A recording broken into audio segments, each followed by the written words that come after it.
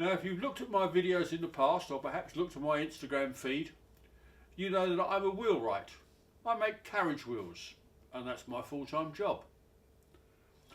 And I've been quite busy making all kinds of wheels, but after you've seen a video of me making a wheel, you've pretty much seen them all. The techniques don't change very much. I mean, there's sort of slight variations on the theme, but I thought you'd be bored if I made any more wheel videos. But I've just had an interesting project come in, which I'm just about to start, in that I've got to make some cannons, or more importantly, I've got to make the undercarriage for some cannons. I'm sitting on one of them now. This is what I've got to make. I've got to make, well, I'm making a total of 4 of these. These historically would have been, you know, off a sort of a fighting ship, probably going back to sort of the 1700s. These particular ones now belong to a sort of a well-known institution, and they sit outside one of their offices facing out into the harbour. But they've seen their better days. As you can see, they've come to me in a variety of bits. And they're full of woodworm, rotten, so it's not even worth trying to save them. It's not the first time I've made cannons. I probably do 1 or 2 a year. They're quite fun for me to do, makes a nice change. As you can see behind me, I've got this enormous stack of timber. This is what came in this morning, which allows me to start the project.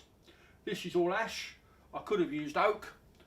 You could use pretty much anything you wanted, but bearing in mind this is going to go outside in a very salty environment because it's next to the sea. So I wanted a good solid English hardwood. But I do know other people who use other timbers. But ash works for me, so let's use ash. So the first job is to turn the axles. This is one I did earlier. And as you can see, it's quite a chunk of wood. And this is the little one. The back axles are another 10 or 15 centimetres longer. Now because I couldn't get a piece of wood thick enough, I've glued 2 pieces together. But once it's finished, you'll never be able to notice. So we'll put this one to one side, check to make sure it's on properly, and as they say, off we go.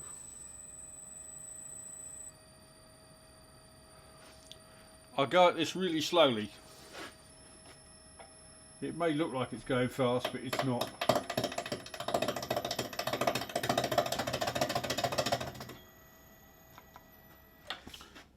Now this is going to take me about an hour to do both ends, so go away, have a cup of tea, come back, see how I get on.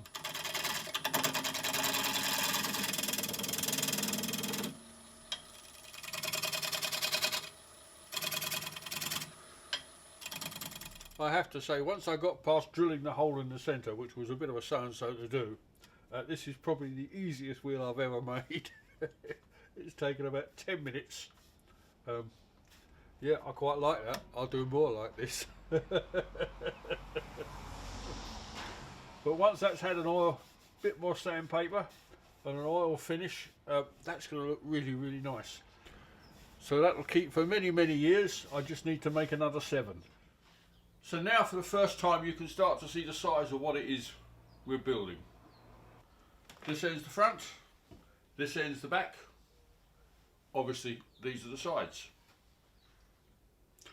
And this particular process is the bit you really need to spend some time over, because everything goes from here and you need to get it right. As you can see, the cannon goes at a slight angle. It's actually a 2-degree angle, and as you can see, I've shaped underneath here as well. There's no particular reason for it. Or at least nothing that I can think of, so it may be fashion, but there may be a clever reason that I don't know about. I've actually done so many of these, I've actually got a template for a couple of these parts now.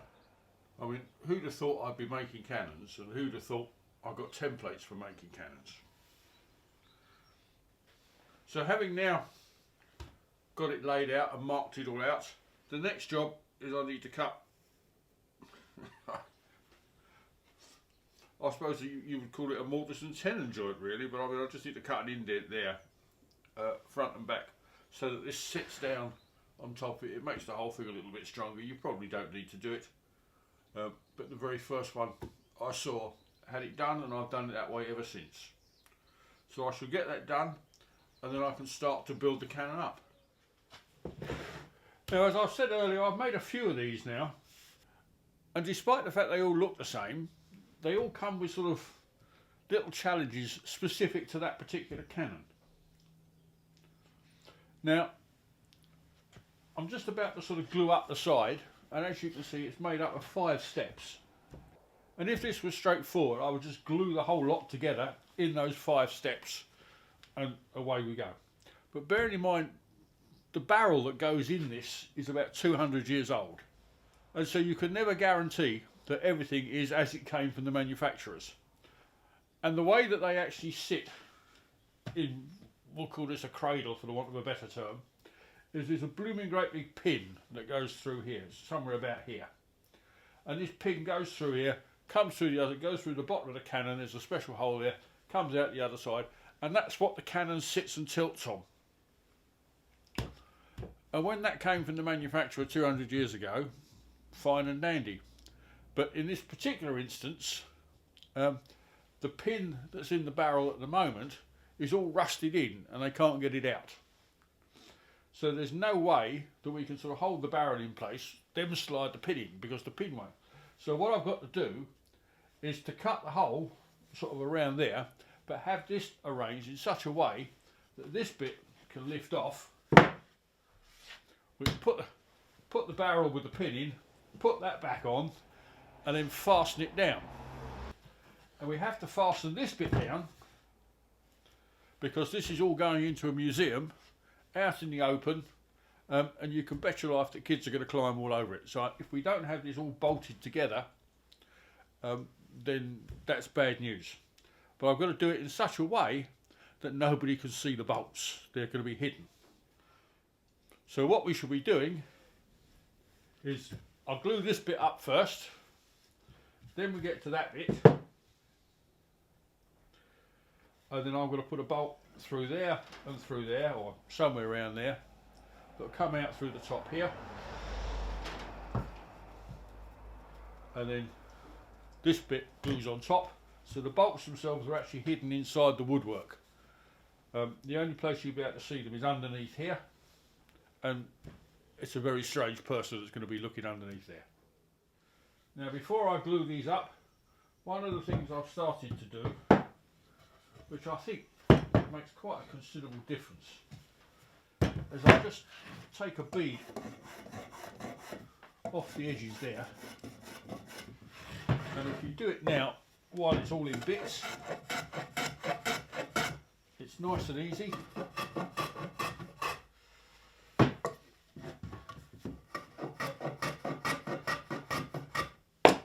Smartens it up no end, but it gives you quite a nice finish, and it means nobody's going to get any splinters, which we always like. So the first thing you do is make sure you get it round the right way and the right way up. There's nothing more annoying to get it the wrong way. Wood isn't cheap these days, and this is not cheap wood. And I had a bit of a result with this. I mean, I buy all my wood from a local sawmill, and they always look after me. I mean, I buy a lot of wood from them.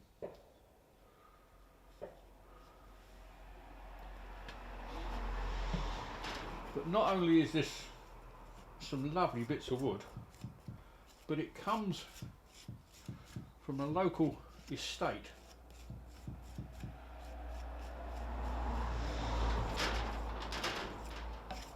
So it's about 5 miles down the road, and I really like that.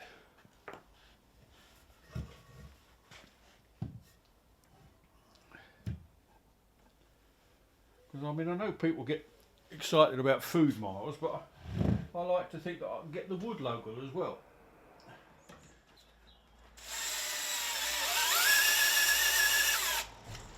Having spent weeks making all the constituent parts.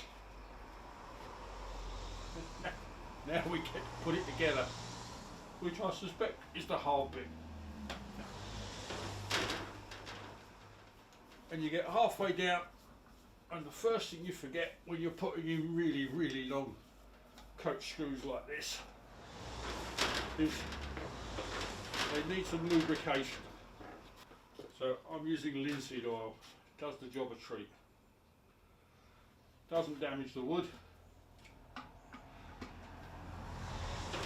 It does make your life a little bit easier. It seems like you spend weeks working on something, and all of a sudden you do a couple of bits and it all comes together in one fell swoop. And that's where we are. I've started gluing the last little bits together and I've assembled it. So now it's just a question of finishing all the bits and pieces, giving it a good sand, a couple of coats of Danish oil, and then we're going to fit back on all the little bits of metalwork. But this is starting to look quite good. I'm quite positive. Well, as you can see, we now have finished the construction phase. I've put it all together. It's had a couple of coats of Danish oil. By the time it gets to the customer, it'll have a couple more coats. Probably about 5 will do as efficient as a starter. And then if they give it another couple of coats every year, that will last for a goodly number of years. So these are now ready, have the wheels put on, and then they're ready to go back to the customer.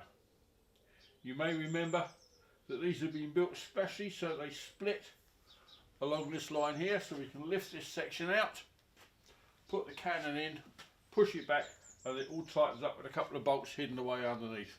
So nobody will be any the wiser, but that's what you have to deal with when you're dealing with 200-year-old cannons. Well, we've reached the finishing bits. Time for some wheels.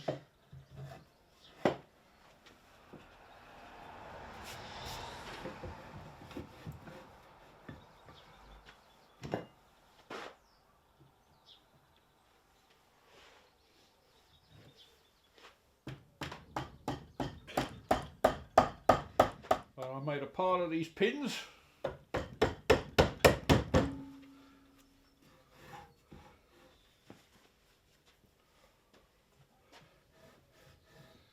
Looks rather smart with those on, doesn't it? So I'll do the other side. I've added these on the back. I've also done this bit of rope. You need to have a...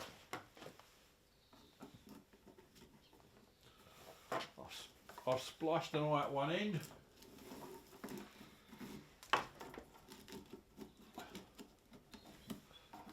But that would go up round the back of the cannon and round again. That's really the aiming mechanism. Well, I'm delighted to say I now have 2 finished cannon bases. So this now goes back to the customer today, and at some point in the next couple of weeks they'll actually fit the barrel, and hopefully in a few weeks' time I'll get a photograph of it all looking smart and wonderful together. Hope you enjoyed that. If you did, go and have a look at some of my other videos. You never know, you might enjoy those as well. And do remember to press the like button. It does make quite a difference to my life. Thanks for watching. Bye bye.